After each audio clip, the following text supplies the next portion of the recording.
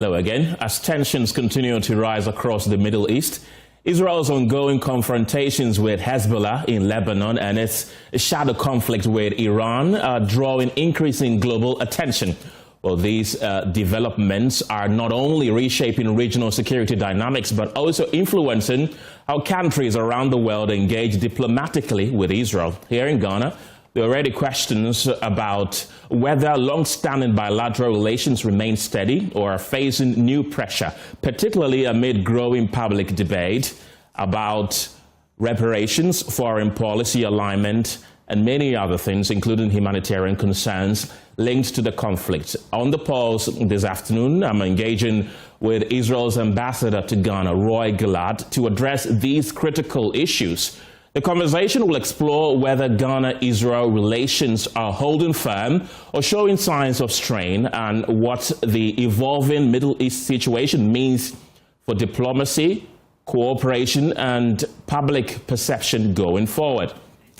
Ambassador, good afternoon. Welcome to the program. Good afternoon, Kenneth. Thank you very much for inviting me. Right.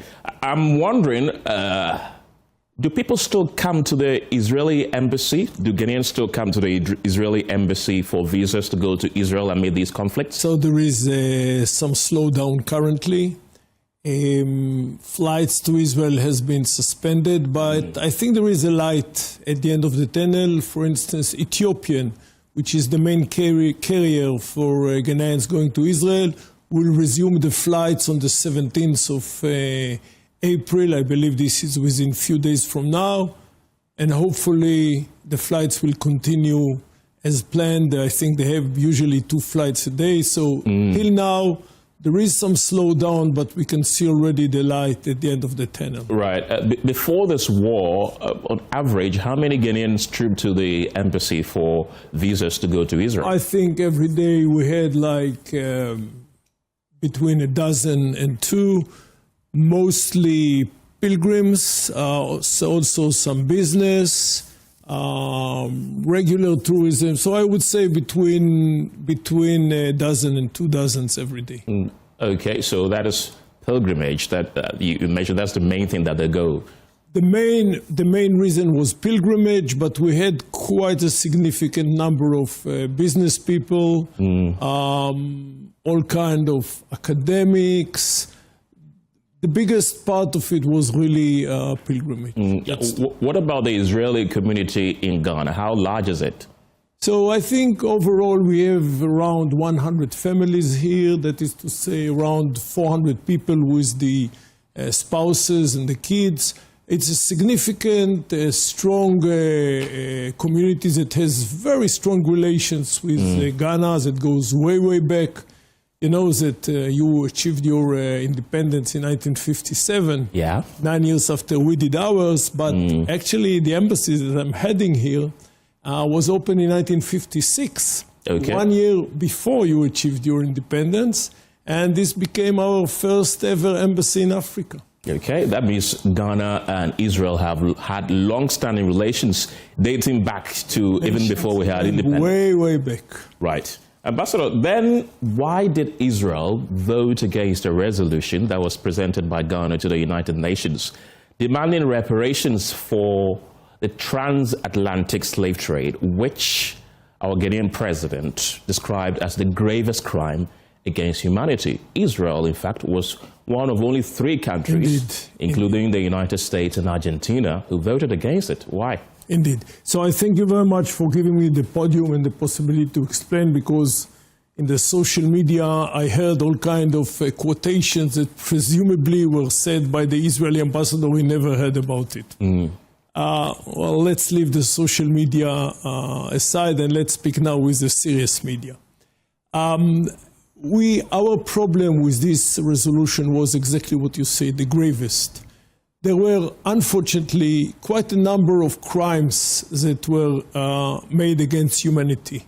Of course, the Atlantic slave trade, the Jewish Holocaust, the Armenian genocide by the Ottomans, the Tutsi genocide by the Hutus in Rwanda. Who are we to judge which is the gravest and which is less grave? It is only this hierarchy that we could not agree to. there is no doubt that had the resolution would call the Atlantic slave trade one of the gravest, we had no problem. And we came very clearly to the Ghanaian delegation at the UN, not only us, also the United States, the UK, EU, Armenia, and many others, and said, just drop the gravest. The gravest for us is a problem. We cannot set a hierarchy. We cannot say if the Atlantic slave trade was graver than the Holocaust, or the Armenian genocide, or the Tutsi genocide, or not. How can you judge what is graver than the other thing? By head counting, by the number of deaths, by the suffering. So we said, just drop the word gravest, make it one of the gravest. I think if Ghana would have been more flexible, it's not only the Israeli vote that they could get, but they could get also the US vote, all the 27 members of the EU that abstained, the UK that abstained, Armenia that abstained. And I believe that rather than having 123 votes for, you could get something which is close to all the members of the EU, of the UN. It didn't happen. This is not to undermine our appreciation and understanding of the sufferers that black people faced during the slavery time, but this is our position, this is this hierarchy that made it for us impossible to vote for the resolution. So in your opinion, what do you think is the gravest crime against humanity then? I don't think there is gravest crime against humanity. I think there are few crimes that were huge against humanity. The Atlantic slave trade is one, the Jewish Holocaust is the second, the Armenian genocide by the Ottomans is the third, the Tutsi genocide in Rwanda by the Houthis is the fourth, and there might be some other huge crimes that were made against humanity. We believe that making a hierarchy and saying which was greater than the other is a mistake. But Ambassador, many will argue that if you look at the number of people who died through this slave trade, directly and indirectly, and how long it lasted over 100 years, surely it qualifies to be the gravest crime against humanity. No, we understand the depths, we understand the misery, we understand the suffering. But if I will tell you that 6 million Jews have been butchered in the sense of in less than between 1939, actually the Holocaust started in 1942 up to 1945, I think this is not human to say this tragedy is bigger than this one. This is a huge tragedy, and this is I counted here only 4. Again, the slave trade, the Jewish Holocaust, the Armenian genocide, and the Tutsi genocide. There might be some others. We think that having a hierarchy is the wrong thing. And it's not, our position did not come to Ghana as a surprise. We told Ghana from the very first moment. There was another issue that has to do with the Durban Declaration. I'm not getting into it because also the Durban Declaration was very anti-Israeli one. We told the Ghana delegation just refer to elements in the Durban Declaration back in 2001. If you adopt the Durban Declaration as it is, that's another problem for us. But let's put it aside for the sake of the argument.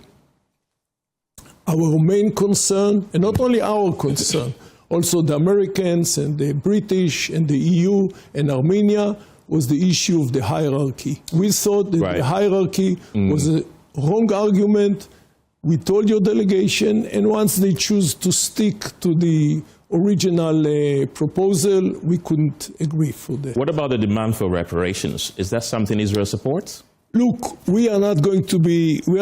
since we never enjoyed this slave trade. You know, the slave trade from West Africa went across the Atlantic, but there was also slave trade from East Africa that went across the Indian Ocean to Muslim and Arab states. We are not here nor there, so we are not going to be part of this process of reparations.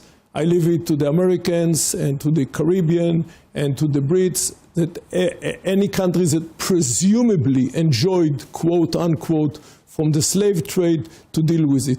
The reparations were not part of our challenge. On the 6th of March 2026, a UN camp in Lebanon was bombed. Indeed.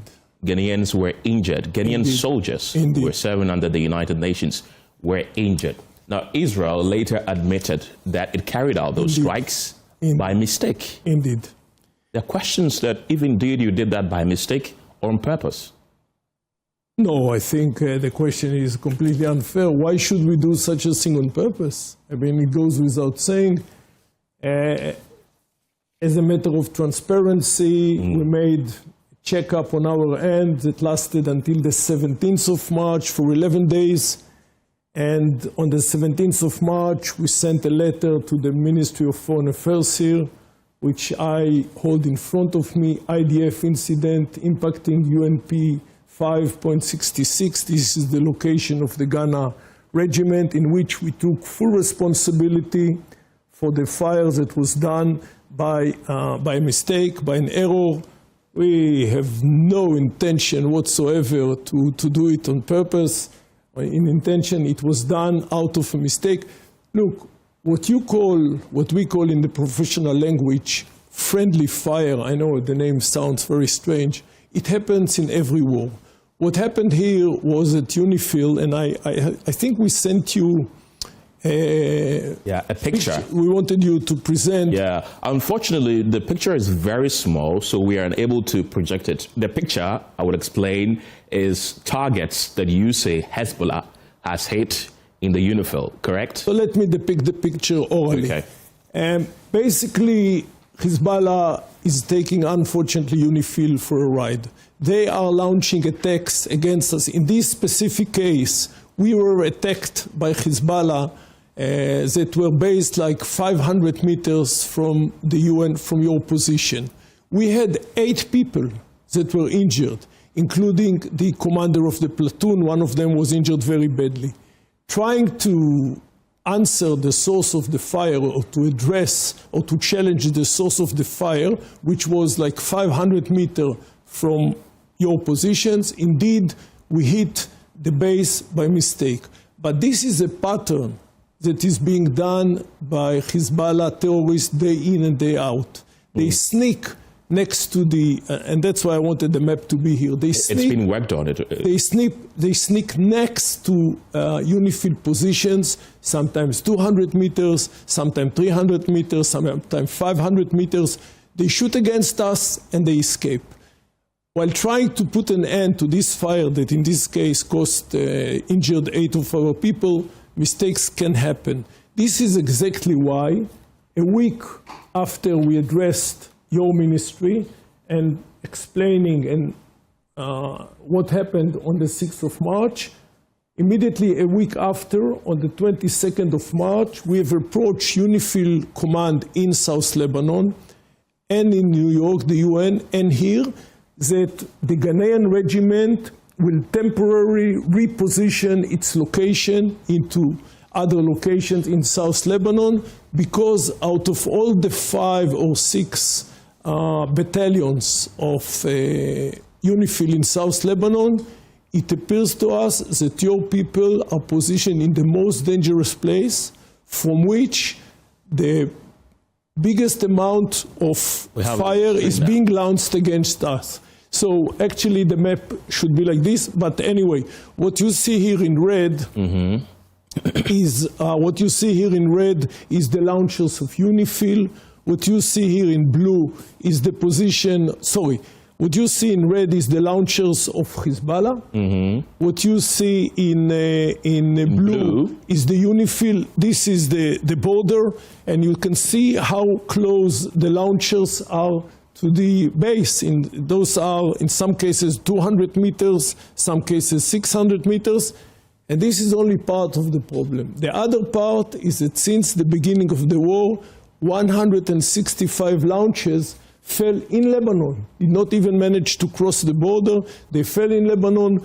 You were unlucky that 3 of your soldiers were injured, but Indonesia, that has another national battalion in South Lebanon, 3 of its soldiers were killed from a fire that was launched by Hezbollah. In other words, this is a very risky area.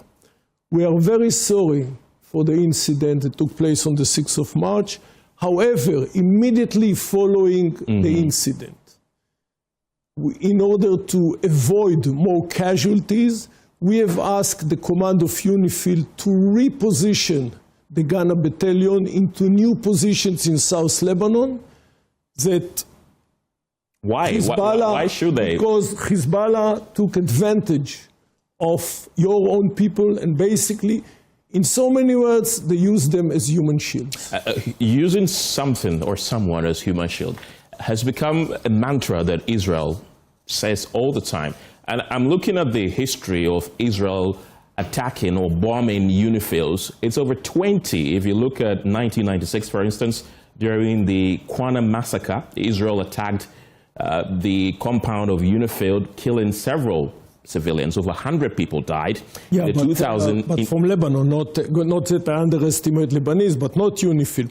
Look, what you are depicting here, Kenneth, is exactly the reason why we have asked... If I may, Lan, in 2006, during the Lebanon war as well, you bombed UNIFIL sites again, damaging properties. Between 2010 to 2026, you've attacked UNIFIL sites on several occasions, including the one that happened on the 6th of March that resulted in the injuring of at least 3 Ghanaian soldiers. So what is the justification? Why do you continuously attack UNIFIL sites? You've given me this map, yes, that you've said that these are rockets launched towards Hezbollah sites, which is condemnable, but Israel has also launched more than 20 attacks on UNIFIL sites. So what you asked, Kenneth, is exactly the reason why UNIFIL is not going to be deployed anymore in the area after the end of this year. UNIFIL is there since 2006,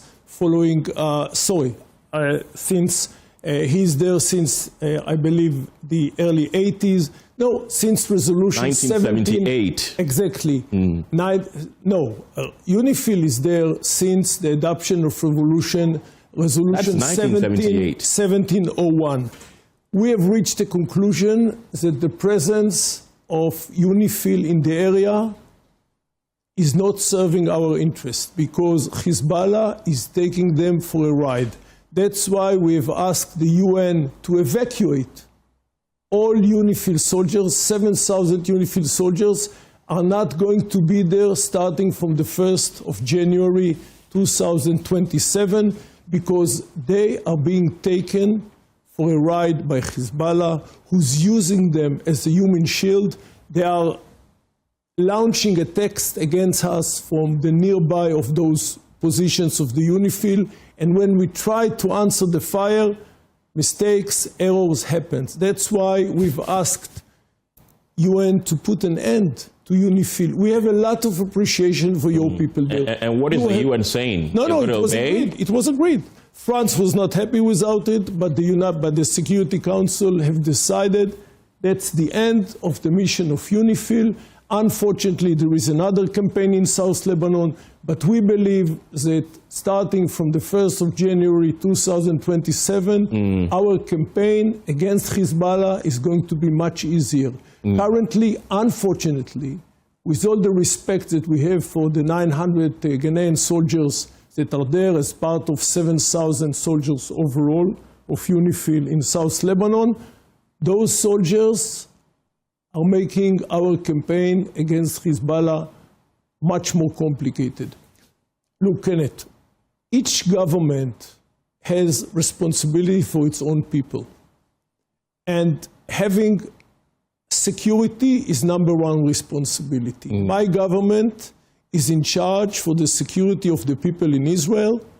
And nowadays, it is the people in the north of Israel, the 1 million Israelis that lives next to the border. It is our responsibility to guarantee them security. As long as Hezbollah terrorists, and again, We don't have the map anymore. But as long as the Hezbollah terrorists are going to deploy along the border and hide behind UNIFIL positions and launch attacks against us from behind those positions, it makes it impossible for us to guarantee the security of our own people. Therefore, we've asked UNIFIL, we've asked the UN actually, the Security Council, to put an end to UNIFIL mandate. This will be done immediately at the beginning of 2027. Again, we have a lot of appreciation to your soldiers, to the 900 Ghanaian soldiers there, to the overall 7,000 international peacekeeping forces that are there. Unfortunately, they have failed in their mission. That has to be said. It is a peacekeeping force. We have no peace in South Lebanon. Not only we say so. Had you had here the ambassador of Lebanon, he would tell you that for the first time, the government of Lebanon is calling Hezbollah to disarm. It is unheard of that a non-state actor has more ammunition and more arms than the army of Lebanon, than the Lebanese army. And the good thing is that tomorrow, Tuesday, in Washington, the talks between Israel and the government of Lebanon are going to start. And we have some differences with the government of Lebanon, but we all agree on one thing. Hezbollah needs to be disarmed. Why is Israel still bombing Lebanon when there's supposed to be a meeting in Washington tomorrow, as you mentioned? I understand the question. We simultaneously, we're not bombing Lebanon, we are bombing Hezbollah sites. No, you're not. Which are in Lebanon. Ambassador, you're not. We are. You are bombing clinics, you are bombing hospitals, you are bombing pharmacies, you're bombing schools. Are these Hezbollah sites? Every bomb that we launch against this area has a target that is connected with Hezbollah. There is no one bomb or one missile that hit a target which is not connected to Hezbollah. Unfortunately, terrorists, you have some challenge with terrorists from the Sahel. It's not as big as the challenge we are facing, are using, or I should say abusing, clinics, schools, even holy places, mosques, to hide and to put their ammunition, to hide them in those places. It's not the first time. Unfortunately, we had it also with the Hamas in Gaza. Those terrorists has no limits, and fighting with them is a dirty thing. Yet, if we would like to grant security to our own people, we have to do everything that we can. I think the government of Lebanon, had you had here an official from Lebanon, he would tell you very clearly, Hezbollah terrorists are getting their instructions from Iran. They are ruining Lebanon day in and day out. Without those terrorists that are being financed by Iran, Israel and Lebanon could have achieved peace already for a long time. Indeed, we are going to start negotiations with Lebanon tomorrow, hopefully to lead to a peace agreement between Jerusalem and Beirut, but at the same time, we are doing whatever the government of Lebanon should have done, but they cannot because unfortunately they are too weak. And this is to bring Hezbollah down, and we are adamant of doing so. Ambassador, Israel has made us aware that Hezbollah's stronghold is in southern Lebanon, which Israel has decided to occupy. So why then did you go on to bomb Beirut? In fact, on the 8th of April, you dropped over 100 bombs in 10 minutes on a civilian population. In Beirut, the quarters that we addressed called Dahia, which is completely under the command of Hezbollah. The government of Lebanon, the police of Lebanon, the army of Lebanon is prohibited from entering Dahia. Dahia is the quarter in Beirut, which is a stronghold of Hezbollah. And then I'm looking at the map. Presumably, this is the international border. There is a river somewhere there which is called Litani. We have managed to push the Hezbollah following the 7th of October 23 war campaign against Hamas that they joined 2 days later, we managed basically to push them north of the river. Now they are trying to go south of the river and deploy again along the international border. What we are trying to do now is to create a safe haven north of the international border where their terrorists cannot be found. Their anti-tank missiles can reach up to 9 kilometers. We are going to clear those 9 kilometers in the south of Lebanon, north of the border. Look, a war is a dirty thing. A war is a dirty thing, and attempting to protect or to explain such a violent thing of a war is not an easy thing for an ambassador. But one has to see the context. The context is that you have a state in Israel which is nearly will be 78 years old, and its presence and existence is being challenged day in and day out, either by Hamas from the south or Hezbollah from the north. And what is the common denominator? That both are being financed by Iran. They are the perpetrators of instability and terror in the area, and you have to respect them for what they say. They say very clearly, there is no, let me just finish. Okay. There is no room for a Jewish state in the Middle East, and they're using their different arms. Their left arm is Hamas, the northern arm is Hezbollah. We have no intention to go anywhere. Just as we managed to push back the Hamas, unfortunately not finish the challenge of the Hamas in Gaza, we are adamant. We are adamant to fight the challenge of Hezbollah in Lebanon. The good or the positive, I would say, turnaround is that for the first time, the government of Lebanon is willing to cooperate with us and try to undermine and to bring down this challenge of Hezbollah. That is a challenge for us, but also it's a challenge for the sovereignty of the government of Lebanon. You've mentioned Iran. Of course, we are going to talk about Iran because you're at war with that country. You say that... Not only us, also the Americans. Yes, you and the U.S. are jointly striking Iran. You say that Iran is a perpetrator of violence and they seek for the annihilation of the Jewish state. But same has been said about Israel, that you are also a perpetrator of violence in the Middle East. And if you look at, I have a table here about... Can you give me an example? Iran has said that Israel is a perpetrator of violence. I know, but surely you don't take what the Iranian says without a grain of salt. But Ambassador, if we are not to take what Iran says, why should we believe what Israel says? Because we take our enemies very seriously. Once your enemy is trying to develop the means, let me start there. Once your enemy is declaring very clearly, as unfortunately many states in the Arab world, that Israel has no legitimacy for a sovereign life in the Middle East, for a sovereign entity in the Middle East, this is one thing. But when this enemy is trying to develop the means to achieve or to fulfill this aim, this is where we become nervous. And the Iranians said, look, we had wonderful relations with the Iranians until February 1979, like 47 years ago. We had very good relations with them.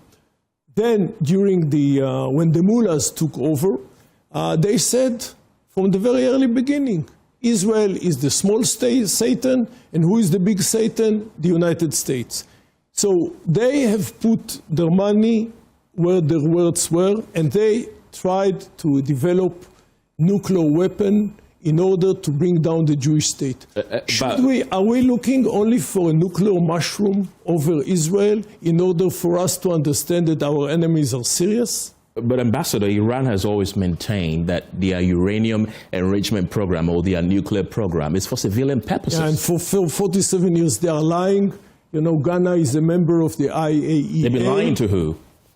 To the international community. Iran allows NTP. They are a signatory to NTP. Israel isn't. Israel is a different case. Why are you a different case? Because Iran allows inspection at their nuclear sites Israel doesn't. Let's start with Iran. The IAEA, the International Atomic Energy Association, where Ghana is a member, has said very clearly more than once that Iran is bluffing the international community. The visits over the sites were limited. I think it's quite clear to everybody now, unless he wants to hide his head in the sand, that Iran is having now 440 kilograms of high enriched uranium to the level of 60%, which they do not need for civil energy. For civil energy, you don't need more than 20%. If you enrich uranium for 60%, it's quite clear that you are trying to achieve the 90% that is needed for a bomb. And I ask you again, Kenneth, are we waiting for a nuclear mushroom over Israel to say, hey, we made a mistake? The government of Israel is a very serious one, and it has decided, together with the Americans, to preempt this attempt. The Iranians are bluffing. For 47 years, they would like to get a nuclear bomb for them to be either as an insurance policy for the mullahs to stay there for eternity, or to get rid of the state of Israel. We are not going to let them enjoy this opportunity of putting an end to a state which is 78 years old, and it is a home for 10 million people. As for their claims against Israel, Israel said already more than once, we shall never be the first one to introduce a nuclear bomb into the Middle East. I think it's a completely different situation. Why is it different? There is no, because we did not massacre 30,000 people of our people who marched against the government. Why don't we speak about that? Does Israel have nuclear weapons? I don't know, and I don't think it's part of the game. Israel is the only country on earth that refuses to accept that they have nuclear weapons, but no, there are indications that you have nuclear weapons. You have up to 90 nuclear warheads. So then that brings me to my next question. If Israel can have nuclear weapons, why can't Iran? Look, I don't know if Israel has or doesn't, but I can tell you very clearly why Iran cannot have. Iran cannot have because it's a pariah state. Iran cannot have because they just butchered 30,000 of their own people who marched in the street against the government. We are not supporting regime change in Iran. We say this is up to the Iranian people. But I think every state in the world, like Ghana, says that they are friends of Iran. The question that that Ghana needs to decide if you are friends of the mullahs or you are a friend of the people. If you are a friend of the people, you have to identify with their misery, with their plight, with the fact that 30,000 people have been butchered by the government. Would you like such a government to have a nuclear weapon? I'm asking you. Do you think they are responsible enough to have a nuclear weapon? Not only Israel thinks this is a non-starter. The US thinks it's a new starter. The EU thinks it's a new starter. The IAEA thinks it's a new starter. Right. By the way, Ghana is a member of the IAEA. And I would call Ghana, which is playing a more and more important role in the international arena, especially since the last year, to use your seat, their seat at the IAEA and demand answers from Iran. Because if there is one state which is a cause of instability in the Middle East, it is Iran. And Israel is not the only one to say so. If you'll call here the ambassadors of Qatar, of Bahrain, of UAE, of Egypt, of Jordan, of Lebanon, of Saudi Arabia, they will all tell you the same. The radical Shia mullahs regime in Iran is trying to get rid of the state of Israel, but also to destabilize all the Middle East under the very naive title of exporting the revolution. So the exporting of the revolution should face an end, and Israel and the US are adamant of putting an end to this challenge. How far away do you think Iran was to acquiring nuclear weapons? What do you mean? I mean, you say that they've enriched their uranium to 60%. So how far away, I mean, how many years or days or months do you think that if these bombings that were started by Israel and the U.S. hadn't started? They have one civil nuclear project in Bushehr, which was built by the Russians, and we believe that under the right restrictions, this can continue. But all the other sites, in Natanz and Isfahan, and all of them are there for one purpose, developing a nuclear bomb.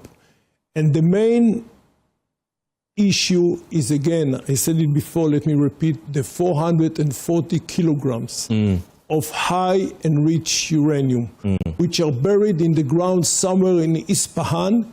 And for us, it's a non-starter. That's our red line. This high enriched uranium should not stay in Iran. It has to be taken to a third country. There are many solutions. The IAEA is very much involved. The Secretary General of the IAEA, Mr. Garussi, he knows what I know and what you know and what Ghana knows. Again, Ghana, and I'd like to bring it, not to speak theoretically, Ghana is an important member of the IAEA. Ghana was the chair of the Board of Governors of the IAEA, and I would call from here the government of Ghana to play the important roles that they are playing in IAEA, also vis-à-vis Iran, to make sure that Iran will not have a nuclear bomb. If Iran is going to have a nuclear bomb, this is going to be disaster, first of all to the Middle East, but then to all the free world. I asked you how far away Iran was to having a nuclear weapon because your Prime Minister, Benjamin Netanyahu, since at least 1992, has been saying that Iran is within years, within months, within weeks, and sometimes even within days of acquiring a nuclear weapon. In 1992, for instance, he told your parliament that Iran will be able to develop a nuclear weapon in 3 to 5 years. In 1995, he said that Iran is very close to acquiring nuclear weapon capabilities within a few years. In 2002, he told the U.S. Congress that the greatest danger facing humanity is that rogue states like Iran will acquire nuclear weapons. In 2012, he said that a red line must be drawn on Iran's nuclear program. At the current arrangement rates, they are only a few months away from a final stage. In 2015, he told the U.S. Congress again that a deal with Iran does not prevent Iran from getting nuclear weapons. It paves Iran's path to them. In 2018, I mean, I can go on and on and on and on and on, including this year, that he's been saying that Iran is days, weeks, months away from acquiring nuclear weapons, and it is never happening since 1992. He was correct in the sense that we gave a leeway to the diplomatic process. We gave leeway to diplomacy. We've tried to push the international community through the IAEA, through the United Nations, through the Security Council, to put an end to their Iranian ambitions through diplomacy. Once this has failed, we launched an attack against Iran in June 2025, and a second one on the 28th of February 26. This is only due to the fact that, unfortunately, diplomacy failed. And the outcome of the current campaign will be, again, to get rid of those high-enriched uranium. If indeed the Iranians will refuse to do so, unfortunately, this might be not the last campaign. What you see now, look, I cannot defend each timetable that my Prime Minister gave, but I think what is important, Kenneth, is the context. For so many years, we gave room, we gave leeway for diplomacy to put end for those Iranian nuclear ambitions. Diplomacy failed. That has to be said. Once diplomacy failed, under the title that our number one responsibility for our people is to guarantee their own security, we have addressed this challenge with our army, with our air force. They say that the war is continuation of diplomacy in other means. One of the biggest philosophers of Clausewitz said so. A war is a continuation of diplomacy. And I hope, after Iran suffered such a blow last June, and now they will be more, I would say, flexible and understand that for them, either they keep on being adamant on developing a bomb, or the people are going to be hungry, thirsty, poor, and whenever they will march in the streets of Tehran against their own people, they will be exposed to a fire being shot at them by the Basij, by the Revolutionary Guards. Look, the situation in Iran is terrible. The million of people in Iran could have been a very rich country. They have a lot of oil, they have a lot of natural gas. Instead of, when you open the tap of water in Iran, you don't get water. They don't have water. They could have been a rich country by now. Instead of investing the money that they get for the oil in the welfare of their own people, they invested it in trying to develop, first of all, the ballistic missiles. We didn't speak about the ballistic missiles so far, but the main problem is the nuclear bomb, which they invested a lot of money to develop, and we are not going to let them develop it. And I think, again, what is missing in this conversation, Kenneth, is the Iranian people. Right. The welfare of the Iranian people. This is unheard of, that the government would slaughter 30,000 people who marched in the street calling for this government to go down. Nobody is talking about it. So Israel cares about the Iranian people's well-being.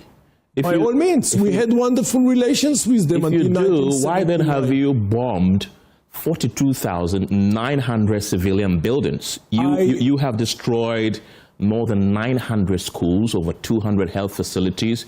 You've killed children. In fact, your first joint strike with the U.S. resulted in the death of over 100 children in a girls' school. So if you're so concerned I think the Americans took responsibility for this attack. We had nothing to do with it. But as I told you, when there is a war, there are casualties. Every missile, just as I told you about Lebanon, every missile that we launch, either against Lebanon or either against Iran, has an address. And the address, in the case of Lebanon, is connected with Hezbollah, and in the case of Iran, is connected also with the political establishment. We killed the supreme leader. That's true. On the first day of the attack, on the 28th of February, we killed the supreme leader, Ali Khamenei, for one reason. He was the head of the snake. He was the head of the snake. If you killed the head of the snake, then why don't you leave? Because as we see now, the snake is still kicking. We thought there were, not me personally, but there were thoughts that if the head of the snake will be cut, then things will happen in Iran. Right. Unfortunately, it did not materialize. It appears, even from listening to you right now, the position or the reasons why Israel is carrying out these strikes have changed, because your prime minister at the beginning of this, what do you call, military campaign, did say that one of the ambitions is for a regime change. No, he never said so. He said that... He did. He mentioned that... He said...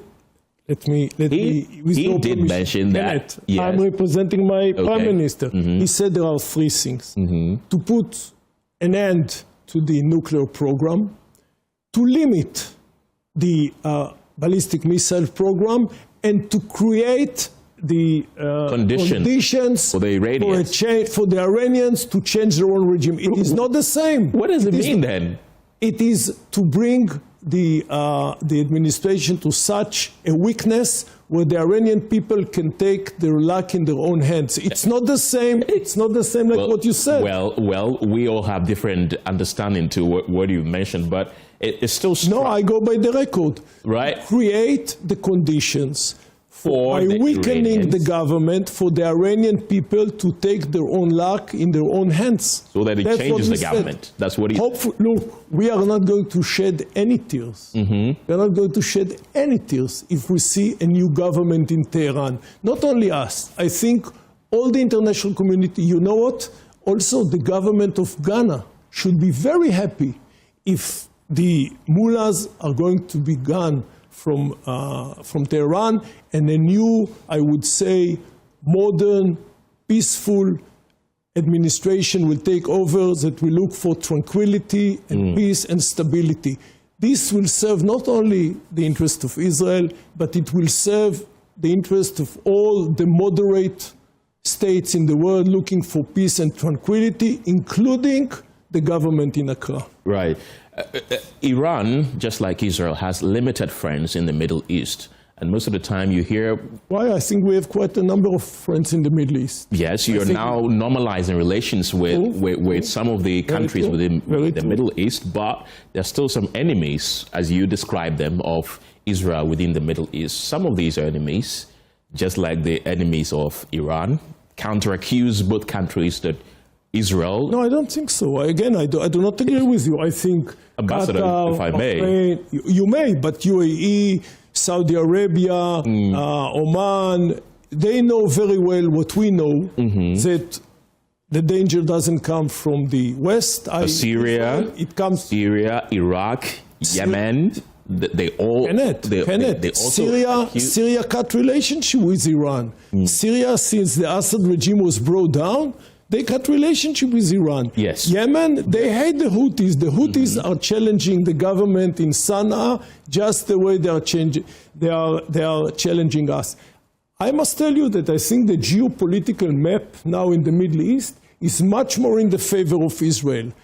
This arc, I would say, arc of terror that lasted from Tehran through Iraq, Syria, and Lebanon is not there anymore. Syria is not part of this axis of terror anymore. Iraq is tilting between Iran and the West.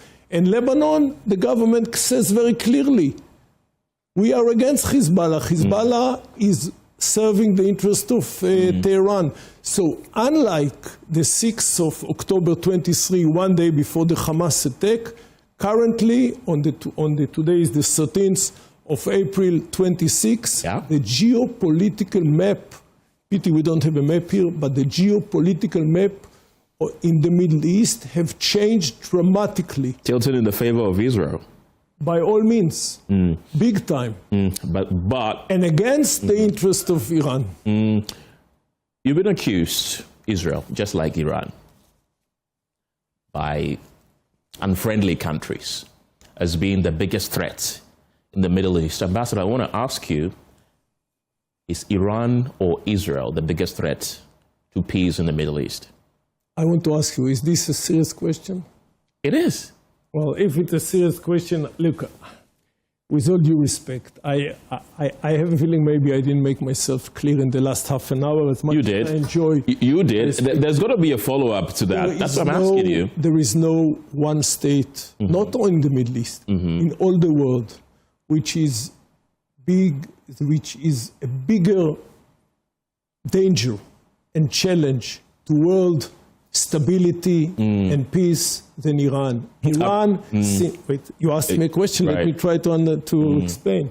Since February 1979, they've committed themselves under this title of exporting the revolution, by the way, also in Africa, to change the world order, to change the order in the Middle East, to challenge the moderate Sunni states, of course, to change the Zionist state, the state of Israel, and they've tried to do it by building an infrastructure of proxies, Hezbollah in Lebanon, their own proxies in Iraq, Syria at the time, the Houthis in Yemen, the Hamas and the PIJ in Gaza.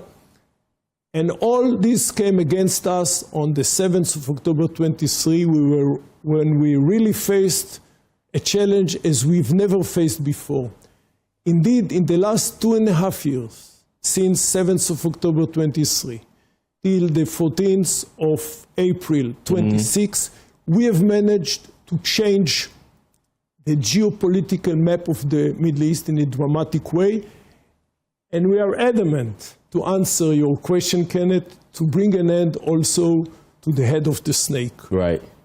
Iran, the Iranian people, they are friendly people. They would like to reopen the chapter with Israel that they had until 1979. There is an obstacle. Indeed, when we brought down the supreme leader Ali Khamenei, we thought that at the end of it. But they have their own resilience, and they are fighting back. I believe that at the end of the day, once they know that their people are suffering that much, again, as I told you, here when you open the tap, you have water. In Iran, when you open the tap, you have no water. And people there are hungry. Their economy is one of the worst economies all over the world. So it is not too late yet for the mullahs in Tehran to decide if what they want is the welfare of their own people or the bomb. Unfortunately, judging by their pattern in the last 47 years, they are not going to give up on the vision or the dream of having a nuclear bomb. Unfortunately, that's why I say the future of Iran as a state is with the hands of the Iranian people. Indeed, we did everything that we can do in order to weaken the government, and I think we achieved. We have managed to cause huge damages to the ballistic missiles, to the places where they produce the missiles. We didn't manage to bring an end to it, nor last June and not now. Now it is with the hands of the Americans. I wish the Americans negotiator all the luck and success in the world to reach an agreement in the next 2 weeks. Right. I think we still have 10 days of ceasefire. They are adamant of free open. Look, we didn't speak about the Straits of Hormuz. Ghana is suffering badly, not only because of the prices of oil. I spoke here with many business people that are waiting for cargo that they bought in the Gulf, and the cargo cannot cross through the Straits of Hormuz. Iran, against the UN law of the sea, have decided to close the Straits of Hormuz. This is one thing that has to be discussed. The nuclear issue is a second thing. Limitation to the ballistic missile is a third thing. I believe that the Iranians have learned a lesson. And eventually, with all the high talks that are not going to be flexible, etc., eventually they will understand that they will have to make a choice between continuing as a normal state or continuing as being a pariah state. If indeed the lesson was not learned, unfortunately what we saw till now is not the last cycle of violence. Ambassador, my previous question that I was asking you, just yesterday, the president of Turkey, President Erdogan, did indicate... He's another great friend of Israel. Is he, though? It appears the relationships have strained in the last few months. Indeed. He did indicate that Israel is a perpetrator of violence and threatened to invade your country if you resume this war or this campaign with Iran. I believe you've heard that. No, I must tell you, I didn't. As far as I know, I think they denied that they threatened a military confrontation with Israel. So first of all, I was the head of our mission in Ankara for 2 years. Between 2019 and 2021, I was the chargé d'affaires of our embassy in Ankara. I think what I said about Iran is also true to some extent about Turkey. The Turkish people would like to have, most of them, very normal relations with Israel. We had wonderful relations, tourism and trade and sport and you name it. Unfortunately, Mr. Erdogan, I don't want to be offensive, his ideology is the ideology of the Muslim Brethren. That has to be said. To say that he is not a friend of Israel will be an understatement. He hates the state of Israel. He has also his own political agenda. I must tell you, I think he's looking at the situation in Iran and he's not completely unhappy. I think Turkey would like to get the place of Iran in the Middle East. You know, currently Israel is a major actor in the Middle East. Unfortunately, Iran is also a major actor. I believe that on top of all the big slogans against Israel, Mr. Erdogan will not be sorry if Iran is going down because he's looking to take the place of Iran in the Middle East. There were exchange of words between Erdogan and Prime Minister Benjamin Netanyahu yesterday. He did describe Turkey as the new Iran. The new Iran. What does that mean? This is exactly what I said. Look, I don't think, as far as I don't know if Turkey is trying to develop a nuclear weapon. Turkey is also a member of NATO. That has to be said. And Turkey has also very decent relations with Israel. So I don't know exactly what is behind what was said, but I know one thing. Turkey is not a friend anymore of Israel. We've closed the embassy in Ankara. Look, if you ask me if Turkey is as enemy as Iran, I don't think so. Iran is an enemy. Turkey nowadays, unfortunately, under Mr. Erdogan, is taking a very hostile policy vis-à-vis Israel. That has to be said.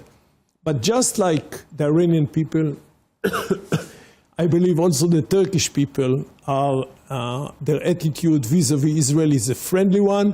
And in that sense, nor the mullahs in Tehran, neither Mr. Erdogan in Ankara reflects the true feelings of the Iranian and the Turkish people vis-à-vis the state of Israel. Again, I do not make any comparison between Mr. Erdogan and the late Mr. Khamenei, but Mr. Erdogan, that has to be said, has a very hostile attitude towards the state of Israel, unfortunately. That's quite interesting, though. Let's talk about Gaza briefly, because we're running out of time. Since the ceasefire was announced, over 700 people have been killed in Gaza. Since 2023, over 70,000 Palestinians have been killed in Gaza. Now there's a zone, the IDF has now drawn a line that Palestinians do not have to cross. We've seen settler violence within Gaza. And many people are scared that you're gradually trying to push Gazans out of Gaza. Because in 1947, when your country was formed, you were given 55% of the land. Palestine was given 45%. Just a year after, you gained 78%. So did you ask them why they launched the war against us in 1948? If they got nearly half of the land? You've launched several wars within the Middle East. When the UN decided to establish two states, a Jewish state and an Arab state, according to you, 55% and 45%. Yes. So why did they launch a war against us, which they lost? Yes, indeed. And you ended up invading the place, taking more lands, having 78% of the land. As we speak today, you have 90% of the land. For mistakes like launching a war against Israel, you pay. But I think the main question now is not the history, but is the status of Gaza. And let me tell you this.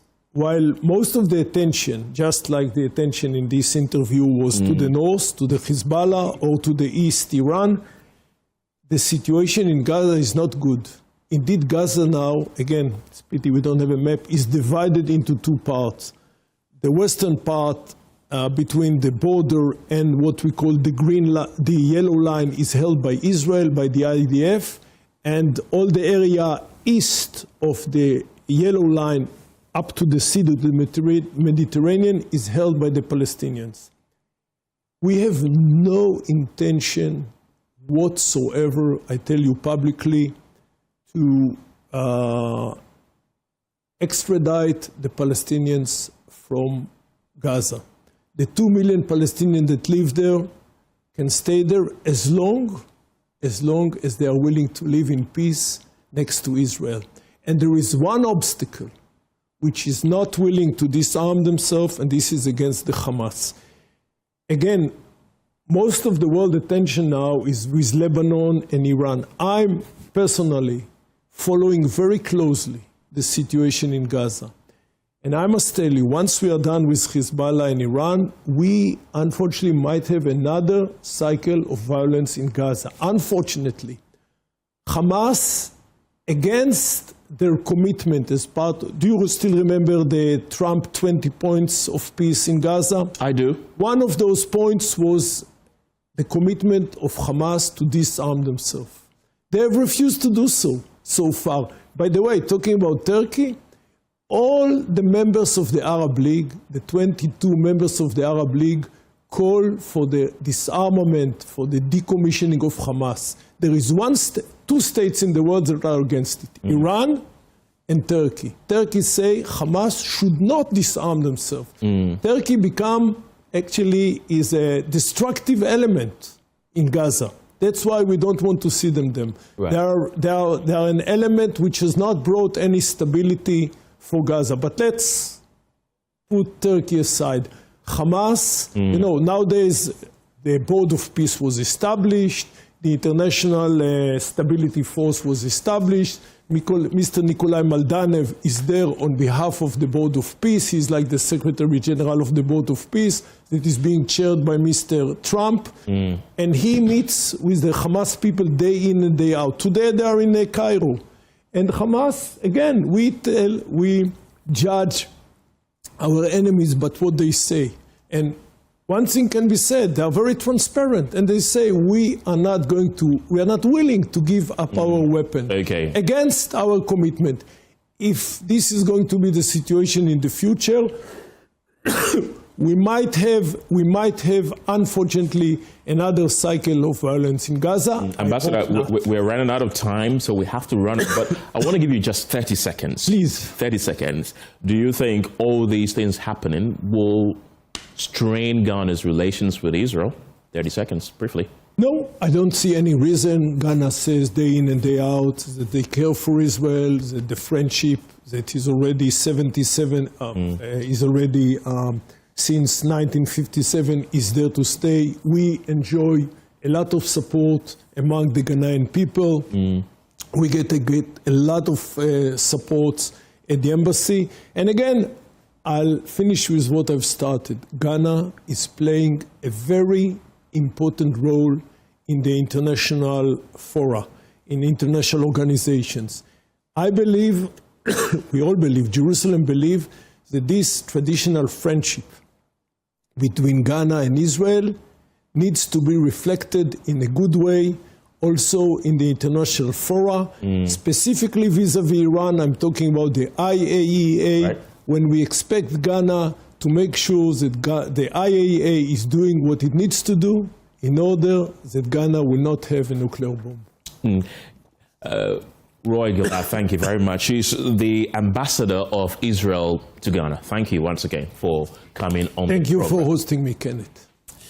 This afternoon, operations at all ports of entry are slowly grinding to a halt following a declaration of a 4-day sit-down strike by a coalition of trade associations, including the Ghana Institute of Freight Forwarders and the Ghana Union of Traders Association.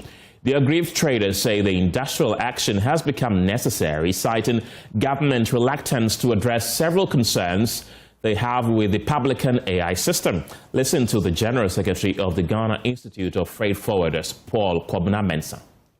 Although the Secretariat is referenced by the AI Publican Committee, there is no published appeals protocol, no data submission interface, no defined resolution timelines. As a result, traders and agents are compelled to rely on physical visits. You need to go there. You need to go and see somebody. If no one is there, you go and sit there the whole day and come back. Informal engagement is what is now we are being forced to do. And then ad hoc escalation channels. In fact, somebody from Paga will send a document to me. If I show you my phone, almost every day people are sending you these issues. Then you forward it to CTSB. So this gentleman is busy. It will be there till the next day, the next week. There is no formal policy position on valuation methodology of used goods. No treatment of non-standard items. And then adjustment factors for conditions at age or origin is also a fiasco. Now, clients' priorities. Inordinate valuations have altered duty payments. Cargo remains uncleared. Financial exposure continues to accumulate daily. So the person cannot pay duty, but is forced to be crying over the mortgage that is going to come. The same port, what is Ghana port, was also calculating rent for you to pay interest. I said declaration of national action that we are taking for the coordinated strike action from tomorrow till Friday. Right after that, the traders will also bring their action. for the following week, so that all this will continue till years are given to our issues. When the trade minister was there, they issued a statement asking us to hold on with payments of duties. They've also asked their members to hold on with imports, because you can't bring in goods to come and stay at the port and accrue demurrage. We don't even know how much you give to pay. So we'll share a statement with you after this sitting. So within these 4 days, no duties are going to be paid from tomorrow. And then all associated clearance processes shall be effectively suspended. So we are not going to the port tomorrow. We are not going to pay duties tomorrow. Some of us may say that, oh, this is going to be online, so somebody can pay. This is online. The online we are monitoring. We are not paying this even online. That the road along. Establishment of a permanent trade governance structure. A formal, legally anchored interministerial and interagency body with the highest level to chair and define authorities across finance, trade, transport, security, and their participating agencies.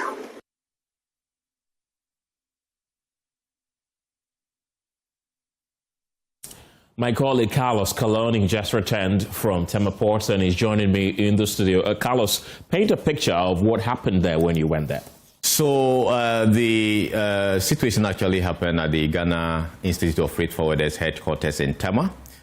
There were hundreds of importers, freight forwarders, agents, all gathered. Many of them were wearing red armbands and all that, protesting the issues they have with the publican AI system, which they say is actually making it difficult for them to actually clear their goods. And they're saying that as we speak, a lot of cargoes are stacked up in the ports. They're unable to clear because of the AI system. And then this, they say, is leading to high demurrage. You know, when you keep your goods at the port, you don't clear, you end up paying. Now, there's another thing involved. You need to pay rent when the demurrage time elapses.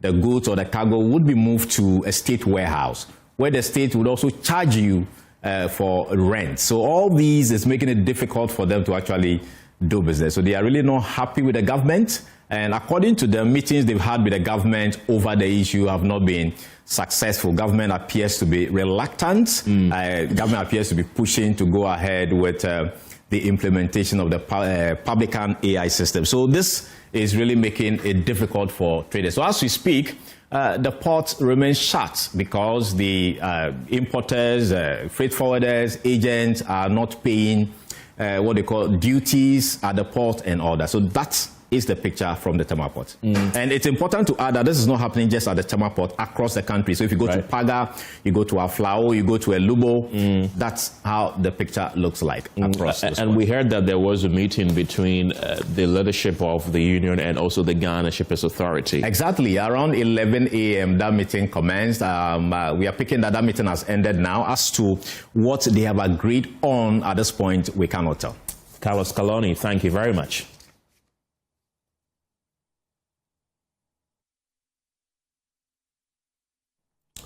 Let's go on to Zoom now, and joining me is the Executive Chairman of the Food and Beverages Association of Ghana, John Awuni. Michael Obri-Ajay is with the Concerned Coalition of Concerned Importers and Exporters and Traders and Freight Forwarders. Welcome to the program, gentlemen. I want to begin with you, Mr. Awuni. I understand that you were part of that meeting that involved the Ghana Shippers Authority. What transpired there?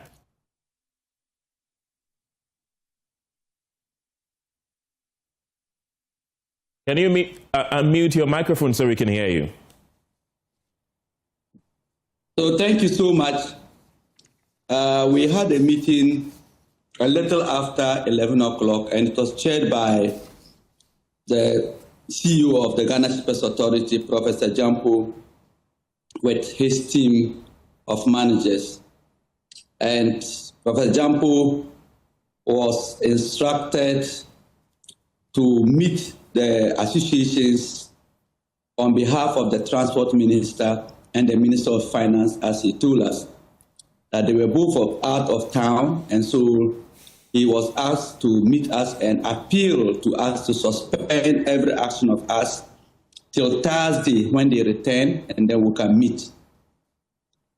And So that was the appeal that every abstract action, that activity that we want to undertake should be suspended till Thursday when we will meet. And then we all agreed. We requested that his request was laudable because we have allowed the AI to operate for about 1 month now. And so it's not just that they introduced it and then we decided to fight it. We've allowed to operate for 1 month now. And then the feedback has been very bad. And that's why we had questioned that is suspended. So we will be unable to suspend everything entirely, but we will lay down some of our actions and then keep others in action. Right. And that was the conclusion that we had with the minister, that we requested that we could lay everything down, request that they should suspend the AI. Because every day and every hour amounts to a loss of money. As I speak now, some of the members of the Food and Beverage Association have sent out instructions to their wholesalers and their retailers to increase prices of goods, to increase price of rice, increase price of sugar and other goods. And the notice has been sent out to the market. And hopefully from tomorrow onwards, we will see the prices will be going up. As a result of the very high cost of duties that the AI has brought out. And we also made it known to them, even economic authorized operators are unable to be recognized by the AI. And these are very compliant, duty compliant customers. And the AI is not able to recognize that. And they have made these people to pay damages only to come back and apologize that they didn't know that they were economic authorized operators. Now you made the people to pay damages. Are you going to refund the money to them or not?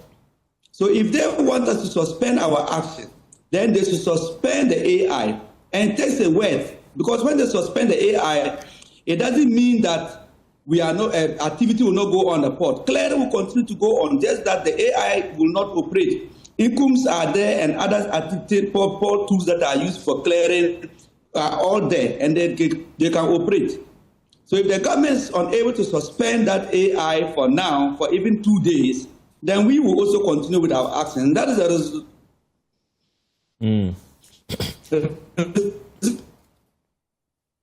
Hello, Mr. Awuni. Appear to be losing. Instructed the agents at chains to not give any money to any agent to clear goods or authorize any agent to clear goods at the port. So for now, this is the first weapon that we will hold on till Thursday that we will see the way forward. If they are so very adamant that will not suspend the AI, then the government may as well go and then they shouldn't just blame the leaders of the association, because we have been very magnanimous enough, and we think that we have had a lot, and a lot of people's capital is being eaten up by this AI thing. It doesn't just make sense the way it is operating. John, you did indicate that when you met with them, you have agreed to suspend some of the activities and then resume some. So which activities have you resumed as we speak until Thursday? The one at the port, we made it known to them that the port activities, sit-down strike at the port, clearing of goods will be suspended. We also made sure that we'll continue to engage the media and then let the media know our stand and the evil that the AI is committing. And until Thursday. When we meet on Thursday, if they don't suspend, then we'll continue all out, and every arsenal will be put on board. I want you to hold on for me. We are determined. We are not going to relent until they suspend the AI. They know that the AI is costing businesses and all that. And very soon from this week, consumers, Ghanaian consumers begin to bear the brunt of the AI by way of higher prices. Right. Hold on for me. Let me bring in Michael Obreje with the concerned importers and exporters. Michael, welcome to the program. Were you also at the meeting, and were you impressed with what you were told by the CEO of the Ghana Shippers Authority? Thank you very much. Good afternoon to you, Jesse, and to your viewers. I wasn't at the meeting that was held with the Shippers Authority CEO because, as you know, there was a press conference that was being held here in Tema, and it was just about the same time. So while some of us had duties to execute at the press conference, others went for the meeting. But I've listened to what John said, Reverend John Awuni said. And I think it aligns very much with the position of those of us who stayed back to deal with matters here. In the last couple of weeks, since we started raising these issues, one of the things that has always happened is that the importers, traders, and freight forwarders have always tried to meet the government halfway. And so if upon the declaration of an industrial strike, the government wants us to lay down that decision or to rescind that decision of an industrial strike until Thursday, I do not think it would hurt if the government rather rescinds its decision to continue with the implementation. And so that's our way of saying meet us halfway. Suspend the implementation of the AI till Thursday, because if you can agree that on Thursday you would meet us to have a discussion, then it should not hurt you to hold on to something that there's a clear concern. There is a unanimous cry within the business community that it is not working. It doesn't allow trade facilitation the way you envisaged it would. And so I think we're very much aligned with what Reverend says. For those who went to the meeting, are very much aligned with what they say. Let me come back to you, John. You've already met with the finance ministry, for example, and you said that that conversation led to nowhere. Looking at the meeting that you held with the Ghana Shippers Authority CEO today and the one that you held with the finance ministry some time back, are there any similarities or differences? And do you think that this meeting will go anywhere? Well, I think that the demeanor of the CEO of the Ghana Shippers Authority was very positive, and he allowed us to speak out our concerns, and we kind of had very good deliberations. With regards to the one that we had a Minister of Finance by the Deputy Minister, it was a major disaster, and that Deputy Minister kind of disrespected us massively. And he did not allow people to talk. He would just stand and you have made your point, sit down, say that I see people were small boys. I don't think that when you're occupying a government office, you should do that. And that was very, very disrespectful. It took level-headedness of some of us to ensure that we didn't even just begin a serious action from immediately.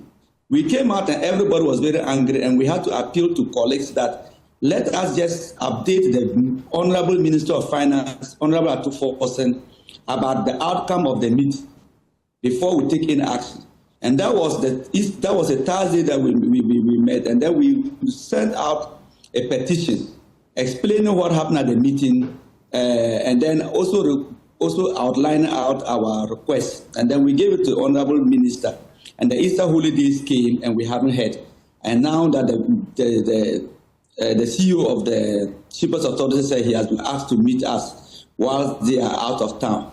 So I think that the Shippers Authority, their locus is not that much, because this document, this AI is introduced and handled by GRA and the Ministry of Finance for that matter. They have a key locus in the entire matter. Where Minister of Transport come in, I don't know. I think that it should have been the Minister of Trade that should have come in to meet the business community, because the Minister of Trade represents the interests of the business community. And this has to do with the entire business community of the country that are crying.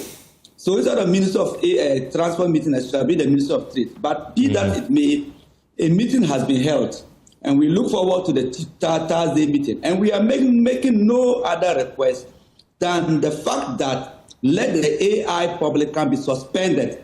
Clearing will continue. Damages will be reduced because people are paying. In fact, just when I came out, before I spoke to you, somebody just paid $40,000 demurrage, and the goods are still locked out. So right now, I don't know what to do. Maybe I have to just go and clear. When I clear, I cannot. How am I going to sell the goods?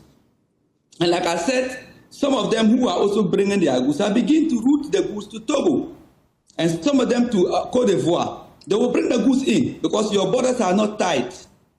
And so whatever, eventually, the government will lose massively if they remain very, very adamant in withdrawing this AI thing. It's nothing big. John, I want you to hold on. Huge. I'll come back to you. Don't go yet. The Executive Secretary of the Importers and Exporters Association of Ghana, Samson Awingobet, is joining the conversation right now. Mr. Awingobet, welcome to the program. You're one of the few associations that is backing the publican AI. Why?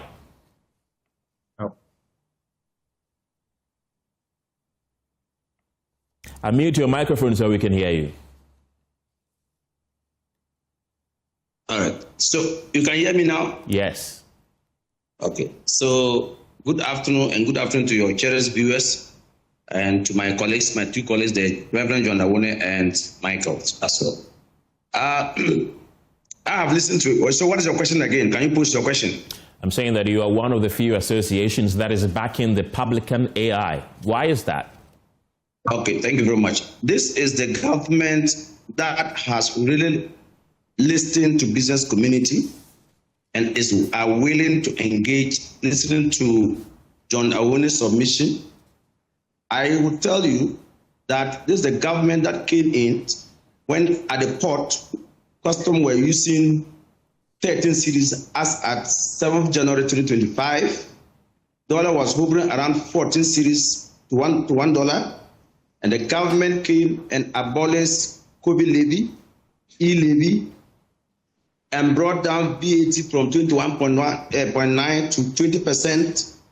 The dollar is still around less than 13 cedis in the markets or even in the bank. And custom is using less than 13 cedis in calculating duty at the port for a whole 14 months. Whole 14 months in government. So I think that if the government has done all these things to business community and realize that there are people who are not compliant, 75% are compliant and 25% are not compliant because they will come bring cargo, and instead of to say, let's say if you take frozen for instance, where you and I will go and buy at the same source, I will come and declare $3 to a unit price. And then someone will also come and declare $1.50, and they assess me and I pay my duty, and you pay his duty, and we go to the same market and we compute. What it means is that there's no parity. And so this will bring sanity into the industry. And trust me, the government will also make sure that they will tighten the borders for anybody who would want to dodge the taxes and take the cargo to Togo or to Ivory Coast and to find ways and bring it in. I think customs and the military and the national security should deal with anybody who want to do such a thing. I think in as much as we have a duty to protect our trading public or our importers and exporters, we also are Ghanaian. We also owe a duty to also protect and make sure the government get all the needed revenue. I, Asake, for the past 8 years or for the past 9 years, we are in this country. When we're crying that the previous government should abolish COVID levy, they should abolish e-levy, when we're even at the point that I told you, 7th January 2025, custom were using 30 cedis. So one would tell you that by now, custom should be using, let's say, 18 cedis or 17 cedis in calculating duty. Once I tell you that 7th January 2025, when the dollar was hovering at 14 cedis, dollar should be hovering around 20 cedis by now, or even more. Yet the government has worked so hard. If government works so hard and reduce all these things for the betterment of importers, in the interest of importers, and realize that no, people are under declaring and want to bring a system that will bring parity, and someone says, I disagree, I will not allow that to happen. I think that is something that is something. Sorry, internet. So I think that it is important for us to be fair to government, to be honest with government. And I know my very good friend and my senior brother, Reverend Awone is aware. I mean, he knows. As of last week, there were BOEs that he sent to me, and I forwarded to custom, and custom work on them. In fact, the appeals sector, which we used to go to the ministries of finance for public committee, Now Custom does almost 70% of the work. The appeals now goes Custom. Those that Custom can work on it, they work. Only few ones that if it's a high risk, high risk product, then they'll flag it and you go to the committee. And I can tell you, since after our meeting, many people go to report it to clear cargo. And so I see no reason why we kicked against and said it must be suspended, it must be suspended. I am for where I sit, and anybody who sees those how vociferous I have been. If the government does something wrong today, I will be the first person to speak to it. I think that calling for the suspension of the product is premature. If there's issues, let's go to the table. And I'm happy that he said that after the meeting, they have done a petition and they've sent to the minister, and the minister is ready to meet. And the minister has even asked the CEO to have engagement with them. I'm far away in Upper Region. And they are there, they are in Accra. And minister says, on Thursday, I'm meeting you. So why would you still continue to push that? It must be suspended. Something. I want to use this your medium to appeal to every importer that if you go to the port there, go and clear your cargo. Nobody has the right to hold anybody that do not go and clear your cargo. If you give in, if that's the case, I will call on the government to make importers, to give importers the opportunity. Those who are compliant and do not want to allow their cargo to sit in the port to be run to demolish and rent because of this decision, they should be able to do their own assessment. Samson, on their own and go and clear Samson, cargo from the port. Samson, let me come in here. Most of your colleagues have complained that this publican AI system that has been introduced is now valuing goods that they import into the country 5 times, sometimes even 10 times the amount that they were paying previously. So don't you think they have genuine concern that there has to be a review of this particular publican AI, or you think that everything is good? It's because the AI is now picking the real values of the product. But the AI can make mistakes, can it not? And hold on. And I said, if you and I go to a market to buy a product, and I come to declare $10, and you come to declare $4, and we pay duty and come out, don't you think that you pay lower than me? So that if it's a frozen chicken in the system, is between if I come and declare 1.7 and you declare $3 or $4, the system will not increase yours. The system will flag mine because the system knows that nobody, if it's a negotiated price, at least it should be between $2.5 to $3, but not 1.7. That's the reality. And my very good friend John Awone knows this. Those of his members who are compliant are paying their duties. My good friend Michael, who's there, knows this, that some of his clients who are compliant, if you actually do the proper declaration, proper classification, you do not have any problem. And there are people like that. Right. So if you have gain, now the government is asking that, okay, if you have gain is to bring their bank swift. Why people doesn't want to produce the bank swift? Even if you say that someone they should bring their bank what? Something they should bring their bank what? Bank swift. Okay. If you put in that bill the amount of money you transfer to pay your supplier, bring it as evidence. If you say you do not transfer money, but maybe a friend or a brother or whoever is somebody's traveling and you give the money, the person picking the goods, he has to have a payment receipt. Right. Samson, hold on. I'll come back to you. Let me go to Michael on Zoom. I'm going to ask you the question that Samson ended with, that you are refusing to produce your bank swifts. Is there anything that you're hiding? I really struggle to see where Samson gets that kind of information from, because during the appeal process, for instance, if you are appealing a declaration or a value that has been given to you, one of the things that you would submit to contest the transaction value that you have given would be a bank swift, any invoicing, among others. So I don't think that there is any importer that does not want to do those declarations. In fact, if we do not want to do that, I'm not sure one of the things that we've been hammering on is a clear SOP, is a request for a clear SOP. But I struggled a little bit when I listened to Samson, my very good friend, because yes, and he knows why I struggled to get some of the proposition he was making. I mean, I know he is a member of the Presidential Committee for Accelerated Exports Development Board. And so maybe he's speaking from the board's point of view when it comes to matters of our port and others. But as an importer or as an exporter, I do not think that, Samson is really speaking the minds of those who bring goods into this country, because he speaks about parity. And parity is a very important thing when it comes to our industry, so that Kofi cannot have an undue advantage over Ama when it comes to trading. But he unfortunately overlooks something that we've been complaining about in the system, where the last time I demonstrated to you that somebody had two different BOEs. On one, there were two containers of the same goods. On one, there was just one container of the same goods. The one that had two containers was valued at 100,000. The one that had one container was valued at 500,000, all because of publican. Where lies the parity in this? So if it is about parity, then publican AI has failed on that score. We're not just trying to oppose government policy because we want to oppose government policy. In any case, what the prices or what the value of the dollar was last year or last 2 years is of no consequence in this matter.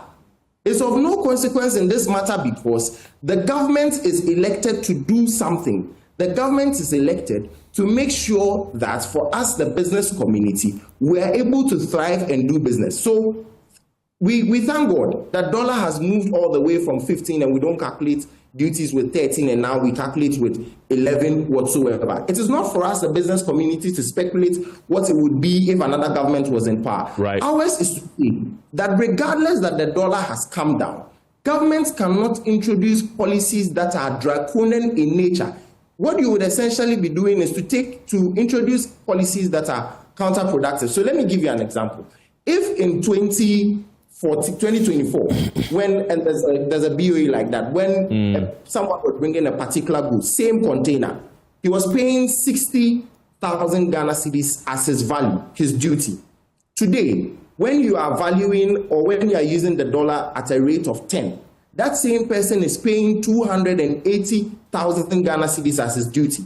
It is not for someone who says he speaks for importers and exporters to say that some year ago we were using a dollar rate of 13, and so if government has been able to bring it to 11, they are justified in introducing policies that at the end of the day hurts businesses. I think that with respect to my brother Asaki, we should not go into those conversations, because when we go into those conversations, it doesn't appear that we speak for the people that are importers and exporters. Like I said, it would appear to me that he's speaking from a government point of view because he's on a government board. And that I can understand. And I respect that he is protecting his role as a member of the Accelerated Development Board. And secondly, and let me wrap up with this, that Asaki says that nobody can instruct another person not to go and clear their goods. I think that it is for a particular reason that we form labor unions and organizations. Right. And so as an organization, as a labor union, or as a union that take concerted efforts to protect our membership, there's a discussion at leadership because of the cries of members, and we have made a decision with members that as members are saying, there's a Toyota Volkswagen duty that is about 8 million Ghana cedis. In what world do you say that facilitates trade? 8 million Ghana cedis for a Toyota Volkswagen. Yeah, Someone is paying how much is it? How much was it before the 8 million Ghana cedis that you quote? It used to be between 59,000 thereabouts, somewhere around 59,000. And now it has shot to 8 million Ghana cedis, 7,900,000 Ghana cedis. Right. How do you say this is parity? So there's a reason why trade organizations exist. Our members say they are unable to afford the duties. It is not that freight forwarders are saying they will not go and clear the things if we give them money. Right. So to the extent that our members are saying they cannot afford, they will not pay. If Asaki believes that he has some membership that have money to pay, it is up to him to instruct them to go and pay those draconian prices and then bring the exorbitant prices to the markets. But for us, as legitimate trade organizations and persons within the industry who are representing the genuine interest of the people. We are not up to thwart government's efforts. We are only saying that we will not allow draconian policies that undermine our business as traders, importers, and freight forwarders. And so that really is our call, that we have allowed government to run this for a month and over. Today, we have called for an industrial action. If government believes that our industrial action has now caught their attention so loudly, then it is for them to suspend the program so that we meet on Thursday. It is not for us to suspend our industrial action and wait for the government to meet. Right. Thank you. Michael Obreje is with the Coalition of Concerned Importers and Exporters. Thank you very much. And earlier we heard from Samson Awingobit of the Importers and Exporters Association. I still have John Awuni with me, who is the chairman of the Food and Beverages Association of Ghana. Mr. Awuni, I want to give you the final word.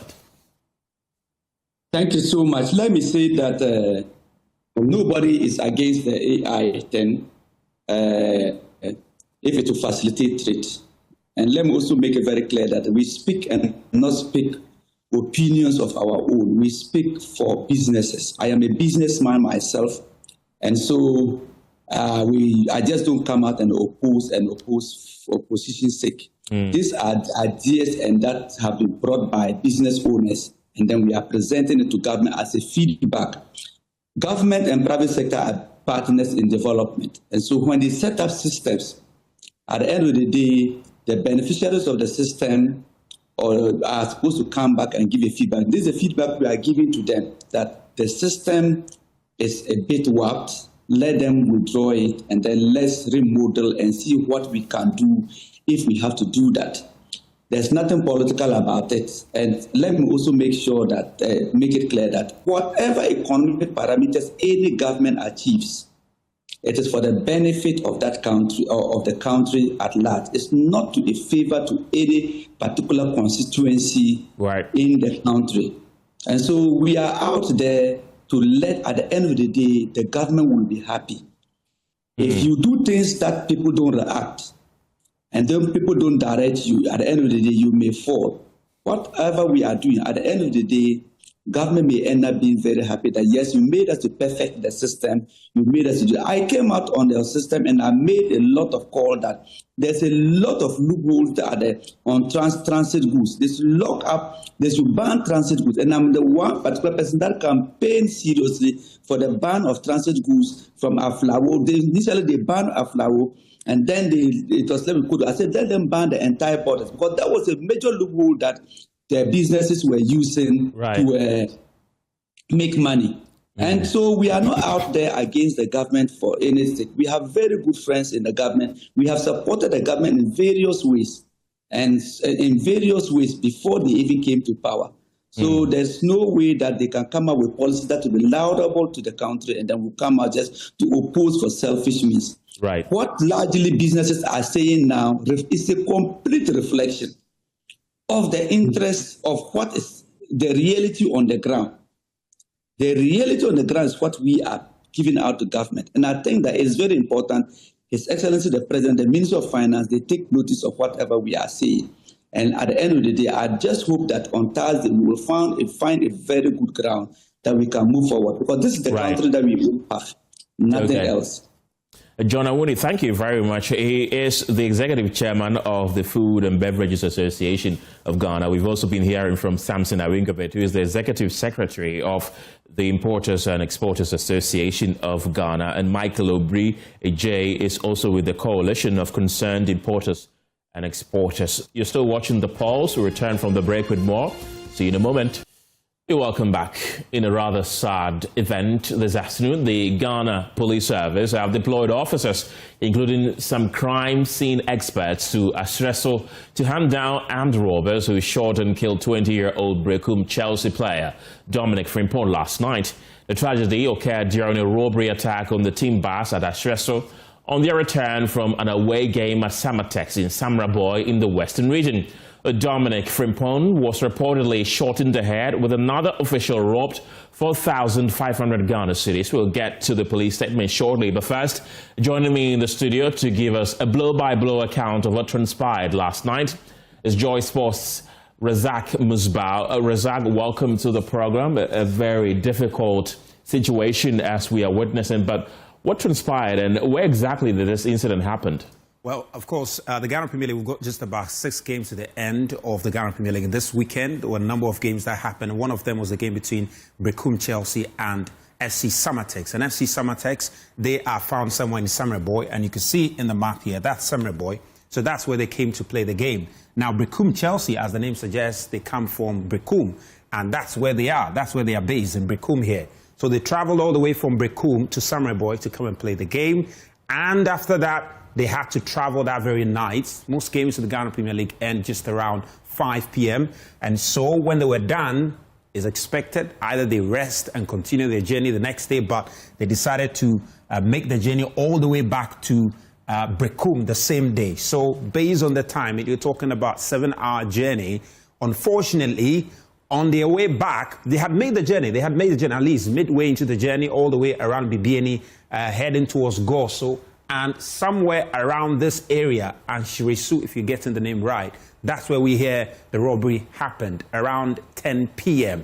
Now, the communications director of the club has been speaking to us about the very incident, what happened, and how this gentleman, Dominic Frimpong, the 20-year-old Dominic Frimpong, got caught up in that incident and ended up losing his life. This is the communications director, Albert Adiewo. On our way from Samaboy through to Bibiani, in between Bibiani and Goso, where the incident happened, the driver of our team bus saw gunmen laying ambush. So as soon as they saw the bus, they started shooting. So the driver decided to reverse the bus. Unfortunately, the robbers rushed the team bus and they start shooting on our team bus. So unfortunately, the gun got our player, Dominic Frimpong, 20-year-old Dominic Frimpong, who joined Berekum Chelsea from Aduana Stars on the second window. So from there, they rushed him to Bibiani Government Hospital where he pronounced dead. So those who rushed, the players who ran into the nearby bushes, were they chased by the armed robbers? No, because everybody was run for his life. Okay, but the question that many have been asking is, why is it that after that game, the club did not take the option of spending the night in Samraboy, but decided to travel at night? All our away matches, after the match, we don't stay there. So the next day, when we finish the game, we travel back home. So it's a normal thing that we used to do. We don't normally sleep, and then after the day, the next day we travel to Berekum or our destination. So it's a normal thing that the team do.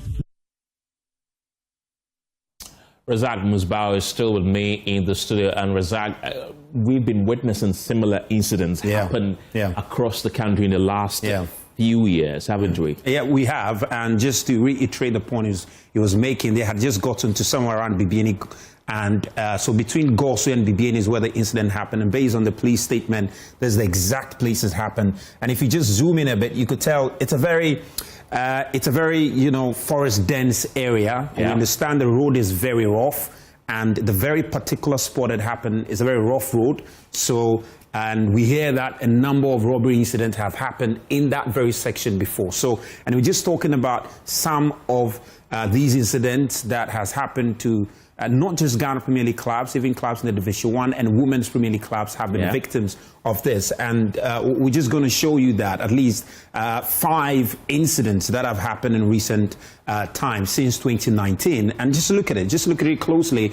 And you see, I think prior to this incident, you have Berekum Chelsea, whose incident happened, the game against, Samatex. Now, after this incident, even before this incident, just look at which other incident happened. Significantly, though, it's the first time we've had somebody losing their life because of the attack that they have had to suffer on the journey back home. Now, you see, Legon City is also in 2023.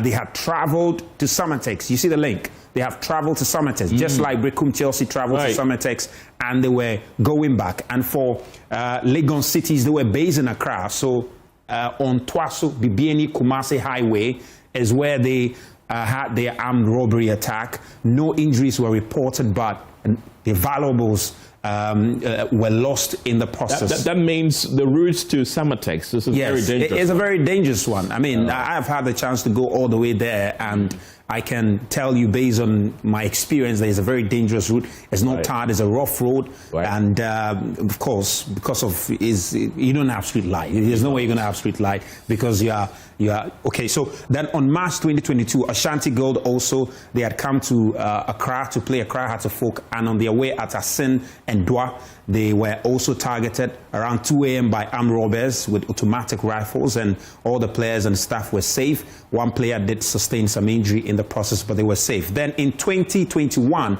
this was Women's Premier League club and FC Savannah Ladies. Their team bus was attacked while traveling, and the club physiotherapists did sustain some injury. And for them, it was on the Tamale Kumasi Road that they suffered that very attack. And finally, though, you have Asokwa Deportivo, a team in the Division 1, and they had gone to Pristine Mine Stars, and near Jacobu, that's where armed men intercepted the bus, searched all occupants, and took all of their belongings. So these are some of the incidents. It's not new to the Ghana Premier League. Clubs have suffered this before.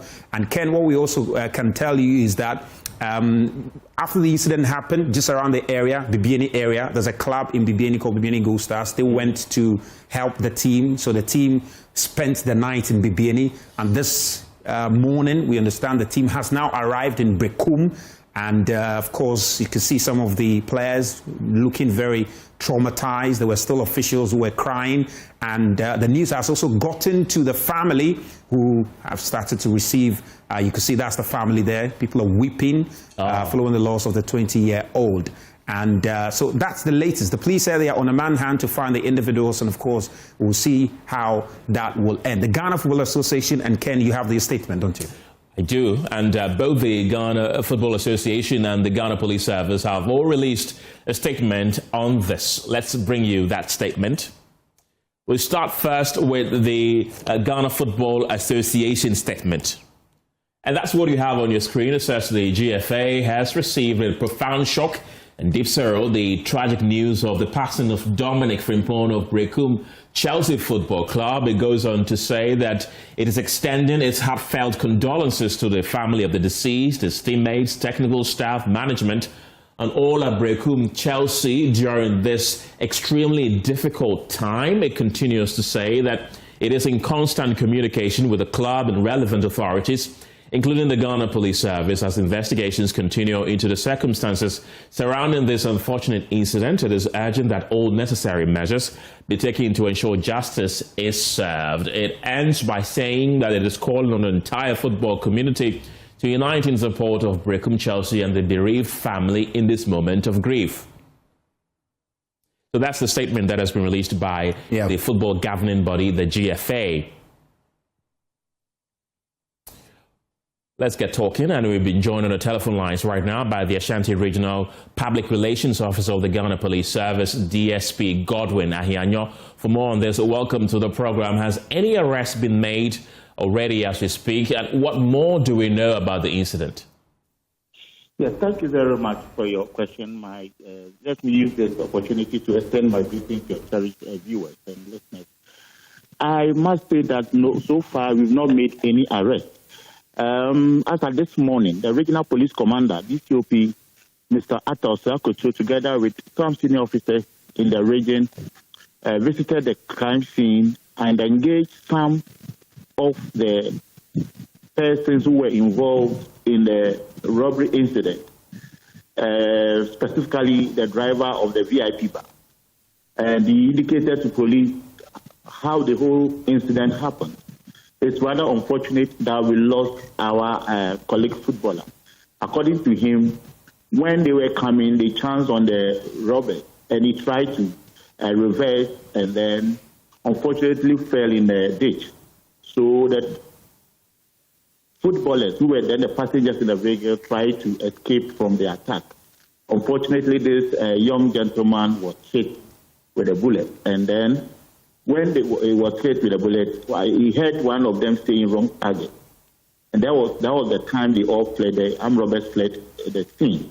As we speak, we have not made any arrests. The regional commander has indicated that it's engaging the community members. And we have also planted our EID personnel, that's the intelligence directorate personnel on the ground to take some leads. That will help us get the perpetrators arrested. In fact, this is so far the latest on the robbery attack that happened yesterday night. And officer, now we've gotten to know that that route is a very dangerous one. Now that we know how dangerous that area is, are your men and women putting more boots on the ground to protect the lives of people? Yes, I must say that, that very stretch is very dark and a forest belt, the forest area. And most of the vehicles don't ply that route. Usually those traveling from Goso and its environs normally use the Berekum Junction through Tepa to Berekum Junction, Bankranso, and through to Kumasi because of how dangerous that place is. And it's a canton area. So it is between Bibiani district and Yenahene district of the Ashanti region. So these two districts are the districts that perform duty on that stretch. And mostly, the police patrol vehicle, when they move, it's not static. So they move. When they move, then armed robbers take advantage of the environment, how dark the place is. Then they will come and then mount barrier there, attack their victims, and then run back into the forest. And in the way the forest is, if you get there, you are not able to arrest them on the ground. You get to the bush or you get to the forest, they know the forest more than the police. So you find it difficult to get them on the ground. So, yes, now that this has happened, I can assure you that measures will be put in place, like the other places like Pansi, Betinko, where you see a lot of police barriers. If you ask your colleagues or anyone who flies that particular route, he will tell you that you have a lot of police checkpoints from in Carrier through to Twansi towards Betinko, and after Inahene towards Bibiani, we have police checkpoints. But this particular area is where we do have checkpoints. But I'm sure with what has happened, definitely police will put measures in place to ensure that we mount barriers in that area too, so that we don't record such unfortunate incidents again. How soon are we to expect some arrests at least? The regional commander is in engagement with the district and the divisional commander with the FPU commanders. So I'm sure there will be a base that will be created very soon. That one I can assure you and your good listeners. And I was asking, how soon can we expect an arrest? I will be able to tell because it is barely 24 hours that this incident happened. And as part of engagement, if you read the statement we issued, already we put men there to ensure that their presence is felt. But creating a FPU base and all that, we need resources and logistics to do that, which I'm sure pretty soon. Because some of the areas that we have in the region, we have FPU base in these areas where their presence is deterring criminals from perpetrating their crime. So I'm sure these areas, as I said, it is between Bibiani and then Yenahene, which is a very vast stretch. So we need to do that. That one I can assure. Well, how soon, I wouldn't be able to tell you as of now, but our men are already on the ground. But creating an FPU base, I'm sure will be one of the decisions that management will take. DSP Godwin Ahianyo, thank you very much. He speaks for the police in the Ashanti region. And may the soul of Dominic Frimpong rest in peace, and may his memory be a blessing. Away from that, Ghana's downstream petroleum sector is once again under scrutiny as discussions emerge around the possible removal of the bust margin.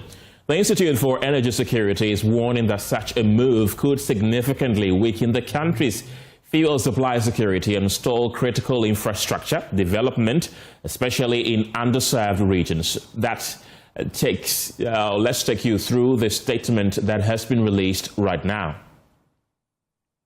And there it is. It is strongly cautioning against any move to remove the bust margin, emphasizing that such a decision will significantly undermine Ghana's fuel supply security and derail critical infrastructure expansion efforts.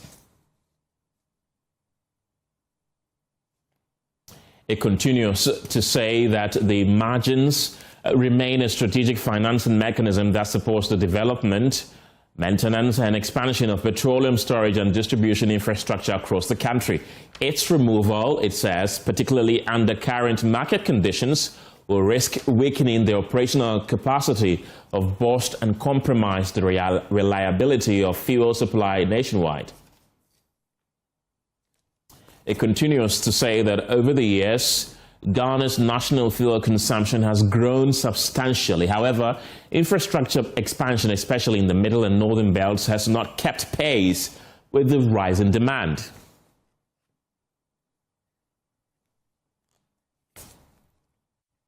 And to help us understand these concerns and really what this means for consumers and the broader energy sector, I've been joined on Zoom by Smith Buahin. He's a senior research and policy analyst at the Institute of Energy Security. Welcome to the program. Why is the IES strongly opposed to the removal of the bust margin at this particular time?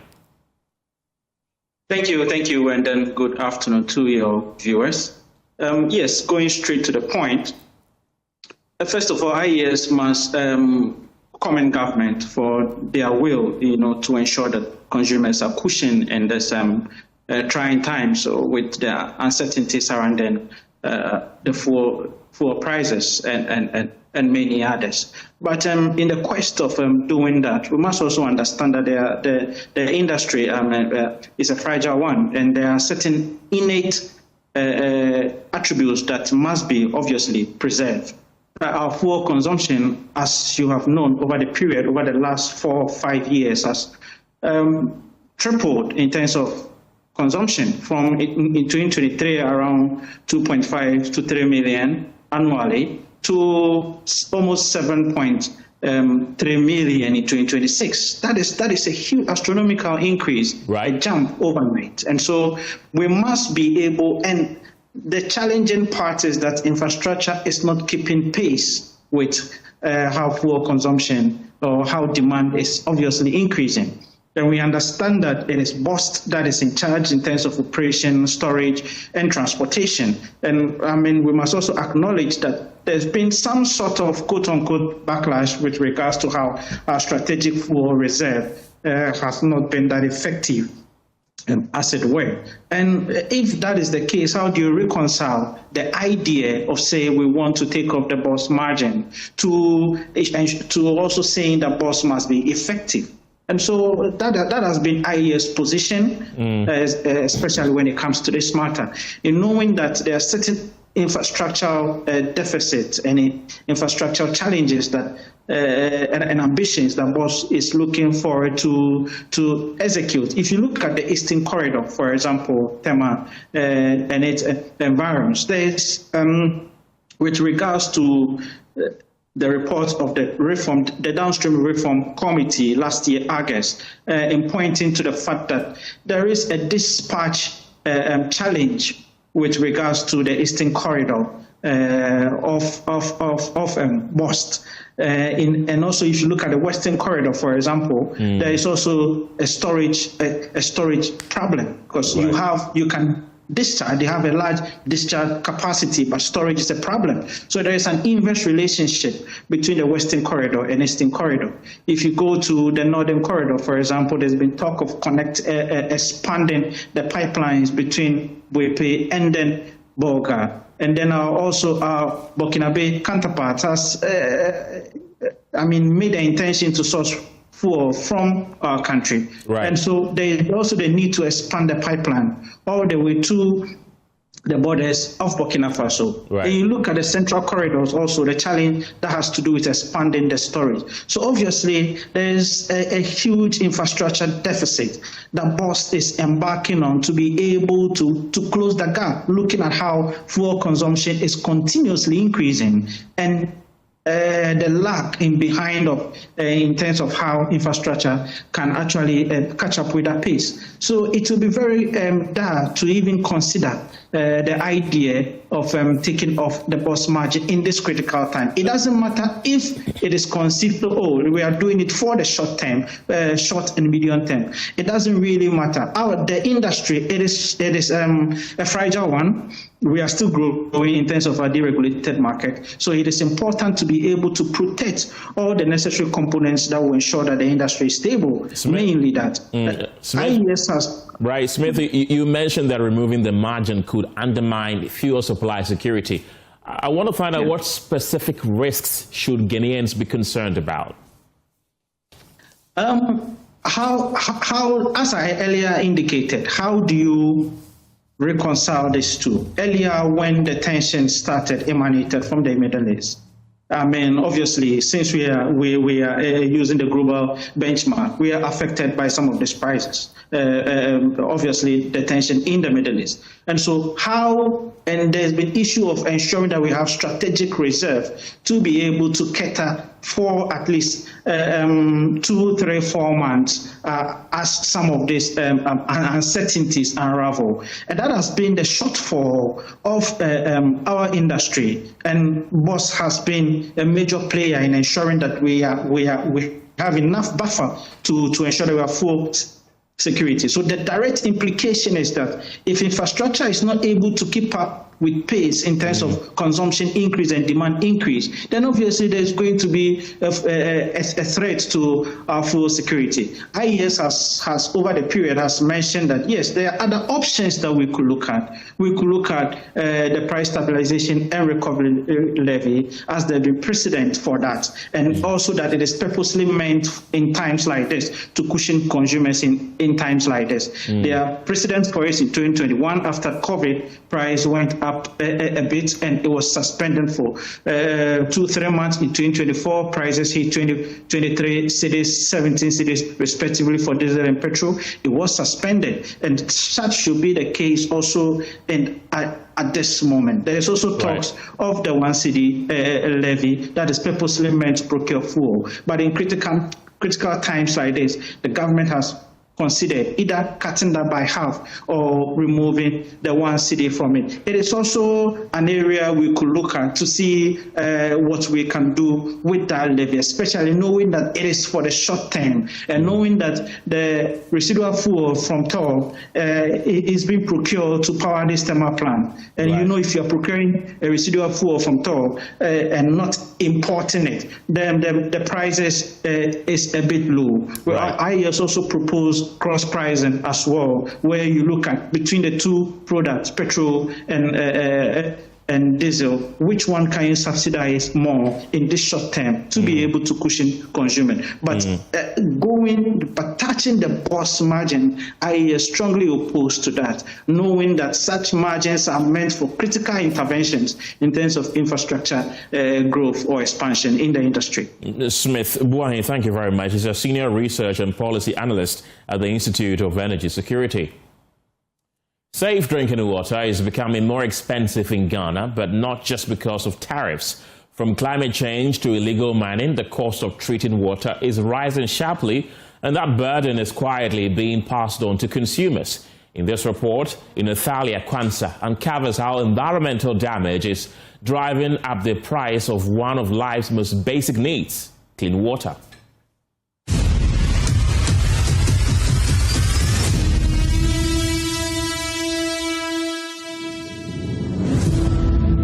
For many households, the struggle for water is no longer just about access, it's about cost. In Sekondi, Takrade, families are feeling the pressure. I'm moving to my new quarters 25th December. But when I was in Sekuma, at least on the average, it's about 40 cedis, 50 cedis. But when I moved in here, my first bill was January. To my surprise, they gave me a bill of 2,000 cedis. Experts say climate change is making the situation worse. Climate change has a very big impact on this sector. For instance, when it comes to drought, where there have been droughts in areas for a long period, obviously there will be shortage of water in that area. And also not just the shortage of water, but also the quality of the water that will be present in that area. Also, when there's excess water in the system, there's also the problem of the water getting polluted. Treatment plants in the western region, the impact is visible. Water that was once easy to treat is now heavily polluted, forcing engineers to use more chemicals and spend more money just to make it safe. The dredging that was done about 6 weeks ago, we spent close to 4 to 5 million Ghana cedis on this thing. If this is the situation and we are supposed to dredge again, and then next month, December, we are coming to spend the same money again, you can imagine what we are in as a company. Quality of the water is so bad, is so deteriorated that we need to use a new chemical called polyelectrolyte. That polyelectrolyte is 4 times more expensive than aluminum sulfate. The scale of the problem is not just local, it is national. By 2030, Ghana could spend nearly 17.7 billion cedis on water treatment and distribution. Experts are calling for stronger enforcement of environmental laws. Ghana has very nice policies on water regulation, on water resource management. However, the implementation of these policies are not as expected. Investment in climate resilience, water system, and better protection of water bodies. Some officials are exploring alternative water sources. As the mining company extracts and it goes deep, they sometimes hit aquifers, which are huge reservoirs of water and quite clean. So tap from there and pump it to the station. That's what one of the options we'll be looking at. Now we'll have a booster station there. It pumps the raw water to the treatment plant here instead of going through here. But until those solutions take effect, the cost continues to fall on ordinary citizens. In Athalia Kwansa, JoyNews, Western Region. This story is brought to you by JoyNews in partnership with CDK in Ghana, University of Ghana Center for Climate Change and Sustainability Studies, with funding from Claire R4I Opportunities Fund. For years, traffic lights at the Awoshi-Anya intersection have remained non-functional, creating safety concerns on one of Accra's busiest roads. Residents say the situation has contributed to several crashes, with families still grieving loved ones lost along the stretch. The following report has more. Normally, traffic lights decide who moves and who stops. But here on the Awoshi-Pokwasi stretch, that responsibility has been left to drivers and pedestrians themselves. For years, these lights have remained faulty, turning this stretch into a daily test of patience and safety. The story of malfunctioning traffic lights at the Awoshi-Ablekuma Highway is not new. For motorists and pedestrians along this stretch, a faulty traffic light has become more than an inconvenience. Residents say it has become a death trap. The traffic lights have been off for years despite demonstrations and repeated appeals to authorities. Each time they are repaired, residents say the relief is temporary. Soon after, the lights go off again, and when they do, crashes return.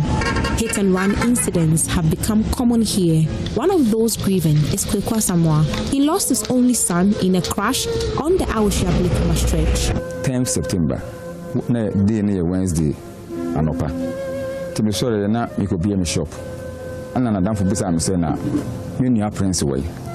I'm so be a wada one sorry because once what damn in next room. I'm say dey asem na o se oba. The chino be catch say omo ko enya police station akọ confirm asem bi. Tinafe na madwinu ma ye me basa. Chino be catch me say omo ko enya police station. Omo say accident be for traffic light na so still prince o ka ho. Bernardo Kumo, popularly known as Uncle Ben, is also living with painful memories. He lost his wife in a crash on this same stretch one morning. By 7 o'clock, or tolerable quino, and now said traffic light to me to my teeth, and a pow, carbon, I know what the sport. For Joyce Coker, the danger on this stretch of road has struck her family more than once. She recounts how her sister was knocked down by a vehicle while carrying her baby. The never man says, Cabo, Cabaya, or no carbona, or Shekas in an sociality. Quamuchandia, Miss Re, a bicycle, Miss Relipi, only a mobile. Do say, but Chaquemois. Al-Haji, a resident, says the malfunctioning traffic lights have created another danger. Motor riders now take advantage of the chaos to snatch phones from pedestrians. Bad.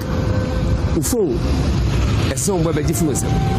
Ah, that is so bad. You're meaning currently. As a express road.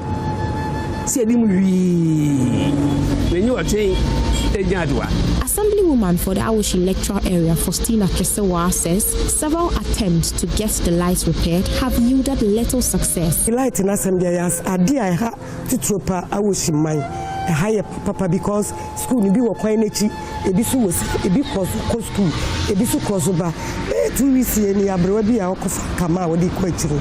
Yohani, a friend, your quena, carbon or quanano. During rush hours and at night, crossing this road becomes a dangerous gamble. Pedestrians often wait for long periods to cross. But when patience runs out, many take the risk. For them, the solution seems simple.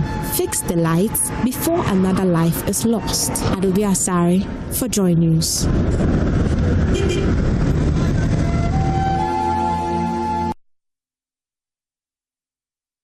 That's it for the pulse this evening. For more news, you can log on to myjoyonline.com. My name is Kenneth Jesse. The news team returns at 7 p.m. with News Prime. Thanks for watching. Have a good evening.